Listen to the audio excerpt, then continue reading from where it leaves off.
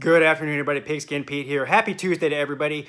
This is just going to be a quick video. I've had a lot of people asking me and messaging me, asking about my thoughts about Hunter Johnson transferring. That news came out yesterday. And to be quite frank with you, I'm not surprised at all. I was a little bit surprised it didn't happen earlier. So I guess it was, I don't know, 5 or 6 weeks ago that Zarek Cooper announced that he was transferring. And at that time, Hunter Johnson was fielding a lot of questions about his future at Clemson, and he made the statement that he was perfectly happy at Clemson and he loved it there. And so I thought, hey, he might actually be thinking that he's competing for the starting job this year, which I think he had a legitimate shot at competing for, certainly ahead of Kelly Bryant. But anyway, it doesn't really shock me, and I'm not really upset about it either. Listen, you know you're in good standing when you have 5-star quarterbacks transferring out of your school. That shows you how deep you are at the position. Losing him is not a great thing because, I mean, you're one injury away from needing somebody like Hunter Johnson to come in and carry the load.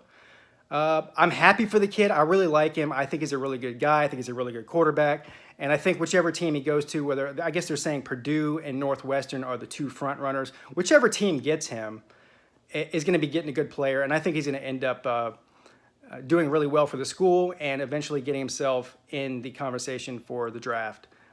Maybe even a first or second round pick whenever he does come out. He has 3 years of eligibility left. Now he has to sit out this season, but after this season, he'll have 3 years to develop as a college player and potentially a pro player. So that's pretty much it. We do have, from what I'm reading, a 5-star dual threat that's committed for 2020, I want to say it is. So not this coming year, but the next year. So we're okay right now at quarterback with Bryant and Lawrence. We'll be fine this year. Next year could be a question mark because Bryant will be gone. We'll still have Trevor, but the question is who is going to be his backup in case something happens to him. So that's the biggest question mark right now. But you never know. I mean, in today's college football landscape, I mean, you could potentially have a senior grad student, whatever you want to call it, quarterback transfer to Clemson and then end up being a great backup quarterback to Trevor Lawrence next year. So we'll see what happens. Anyway, that's my thoughts on Hunter Johnson. Not surprised and happy for the kid. Thanks. Pigskin Pete, checking out.